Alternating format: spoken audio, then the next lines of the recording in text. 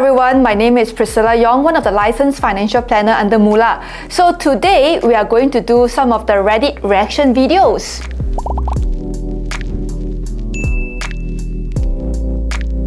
Now, one of the questions we have over here is that, is owning a Tesla feasible?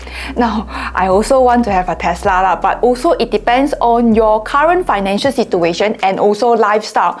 It is important that you need to consider your current monthly surplus, okay? And also you should not be spending more than 15% of your net income on your car loan, which is, for example, if you're earning about 15,000 right now, times with 15%, if it's the range of the monthly commitment that you need to pay, then it's okay lah, okay? But if it's something more than that, then you should actually reconsider, because this is a depreciating asset. Now, another factor to consider whether Tesla or normal Continental car, obviously Tesla would be much more expensive in upfront, okay? Let's say the charging infrastructure or insurance costs and whatnot. But in the longer run, it could be cheaper as compared to a normal Continental car because of the maintenance as well. So I think you should do proper research between both of it, the pros and cons. Ultimately, it all depending on your current preference. Just have to make sure that you are not spending unnecessarily or something that you are chasing the kind of lifestyle that you can't afford. Now, another question that we have over here is quite common. What is your response to people who say they don't believe in investing? Now, I have a lot of clients also, when I tell them to invest, they are very afraid. Okay, they say that they are afraid of losing money. But what if I tell you, if you don't invest, you confirm will lose money. You will actually lose money to inflation. Now, investing is very crucial for you to reach your financial goals. Okay, so you need to determine what is your long-term financial goal or short-term financial goal. If you have a long-term financial goal, it is essential for you to invest, okay? And it is okay for you to take a little bit of risk, because you have the timeline and the risk appetite to absorb any volatility in the market, okay? And also, investing doesn't have to be scary. So it's crucial for you to actually speak to a financial planner like us to understand what is your appetite when it comes to investing, what is the purpose, how much is it you need to invest, and what sort of instruments or even platforms available that is suitable for your investing style. Now, this question over here says that, is it bad to apply credit card at multiple banks at the same time? And take note, this person is actually applying credit card for the first time. Now, when you apply credit card for the first time, and especially if you have no any other loans before that, that just shows that there's zero credit score on you. When you have zero credit score, high likely that the banks will reject you because there's nothing to base on. So my suggestion is that you apply one first, okay, and see what is their response. Usually they will reject, but then you can actually appeal with your latest payslip or even EPF, okay? And I don't think it's actually advisable for you to apply multiple at the same time, because that will indicate credit hunger, okay? How come suddenly a fresh grad is applying so many credit cards? So this might also affect your credit worthiness, especially you don't have a credit score to base on.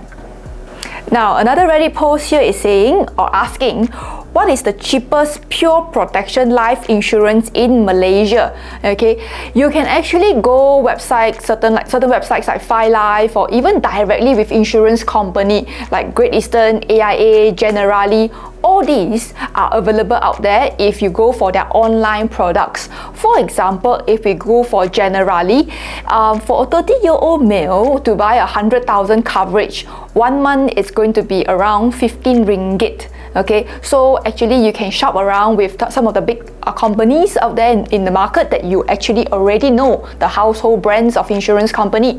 So you just go on and explore about that. So it's definitely going to be much cheaper than you going directly with an insurance agent. Next is, what is the best spend or investment to improve quality of life? And this person's budget is around 100 to 200 ringgit per month. Now, this really highly dependent on what's your preference, what sort of lifestyle you are going for, and what is it that you are aiming to improve. For me, okay, one of the best investments that I've made so far on a monthly basis with a budget around 80 to 90 ringgit per month is my ChatGPT subscription. That just save a lot of my time and also enhance my productivity to do to remove some of the mundane work, and then just let me focus on the things that can't be helped with ChatGPT. So that's my take lah when it comes to that. So again, it's up to you. Now, the next person here is asking to invest in property or not. He is actually 28 years old, quite young, but everyone is asking him to invest property for some reason. And then I think some of the arguments that he has is quite valid as well, which I totally agree. For example, number one is that he is only 28 years old. Instead of choosing an illiquid asset, I would suggest you to start with liquid asset first, because buying a property, it is not like you going to supermarket to buy a vegetable, okay?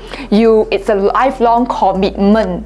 Once you have in it, you are supposed to be in it for a very long term, okay? Another thing is that when it comes to property prices for the past few years, it has not been going up like what we experienced or what our parents experienced last time. So in that sense, the yield might be definitely lower than other investments. And also, it definitely requires a lot of tenancy management, and you need to do a lot more research to ensure that your monthly commitment your renter is able to cover a monthly commitment. So in that sense, a lot of people say that, should I invest now? I would suggest you not to do so. Focus on your career first to have a stable income. Start investing on liquid assets, then only consider property investment. The next question we have here, planning for a baby. This person recently paid off all his car loan already, and on a monthly basis, he has a surplus of 500 to 700, and he's asking whether is it enough to take care of a baby. Well, I don't know about that person. For me, when I've done my research, because I'm also at a similar stage, 500 to 700, it is definitely not enough for me. Why do I say so? Because if you just have to go and look around for childcare that has, let's say from early 8 to 6 p.m, that kind of whole day kind of childcare, it's easily 1,500 ringgit per month in KL area already. You haven't included their diapers, their food, okay, and also their insurance. So this could add up easily 1,500 to even 3,000 depending on your lifestyle as well. So in that sense, you also need to do some proper financial planning before you decide to have a baby. You do not want to end up in a situation that you have cash flow deficit, then you have to end up with paying minimum on your credit cards. Then after that, what will happen? You will have personal loan. So it is important to speak to your spouse on this before you have a baby, because it will financially affect your marriage. Now we have a question here, financial planning as a fresh grad. This person is only 25 years old, is getting net pay around 4,500. Okay, so he's thinking like, what should I do with his money lah? What should he do with his money? Should he consider cutting his expenses? Now my suggestion is that you're already doing pretty well, that you're spending lesser than what you earn. Okay, so what you should focus is that you should save up for your emergency fund, at least 3 to 6 months of that. But then also depending on your industry, if it's like somewhere that you don't think is very stable, or the industry is difficult for you to get a new job, perhaps you can further enhance it to 1 year of your emergency fund. So this guy is also putting 500 ringgit in tabung haji, 100 ringgit in ASB. My suggestion is that think of why you are investing in these platforms. Is it because tabung haji and ASB is able to give you good returns like 4 to 5%? But think again, is it going to be enough for your financial goal? So it all goes back down to, what are you investing in? Okay, find out and figure out what is it, and then you can perhaps, instead of putting your money into a platform that is only able to give you 4 to 5%, for longer runs of your financial goal, go for something that is able to give you 9% return. For example, investing in a portfolio with a mix of ETF and also with mutual funds. After that, not to say after that, at the same time, you should also get yourself insurance, especially your medical insurance. You want to get it while you are still healthy. After that, you should then consider start investing. When it comes to investing, you then need to ask yourself, what is the financial goal that you have? Do you want to buy a car? Do you want to buy a house? Or you want to travel? This will also depend how much you need to save on a monthly basis, or even on a longer run. Then you should actually invest it at a place that is able to give you 8 to 9% kind of return. So that is about the financial planning advice I should give for fresh grad. Not just work, spend everything and then don't invest. You need to think about your future as well for this. I just want to ask, if let's say like I bought a house for like, let's say 800k, right? How much should I be spending on reno for it, or should I not spend at all? Well, it will be unreasonable to think that you are not going to spend anything on the reno because you're going to buy some loose furniture items as well. But again, it all goes down to your personal preference.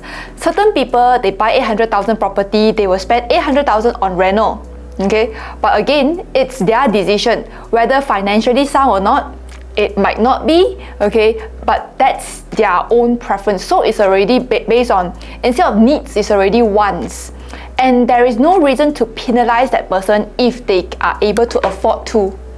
So my usual suggestion is that not spend more than 20% of your property asset, or your value of a property, not more than 20% of it into your renovation. I would actually agree to use EPF as a high yield savings account or investment fund because it's considered in Malaysia one of it with the lowest volatility, but is mandated to give you 2.5%. And then in the long run, 10 years average is about 5 to 5.5%. So it's actually considered quite decent, especially if you have a large sum for you to enjoy compounding interest. Now the second part is that they were asking, how much should I actually withdraw? It depending on how much you use on a monthly basis then you draw down basis, and I wouldn't recommend you to withdraw entire thing. Okay, because you shouldn't just leave it there to enjoy it. Because imagine this, you have 2 to 3 million there, and 2 to 3 million is multiplied by 5%. That is a big sum that you can live on based on your expenses Now, if you have any comments or questions, please do leave it at the comment section. And if you like this video, please do follow our social. And last but not least, don't forget to go and download our MULA financial planning app, which is free for all Malaysians, and it is a comprehensive financial planning tool.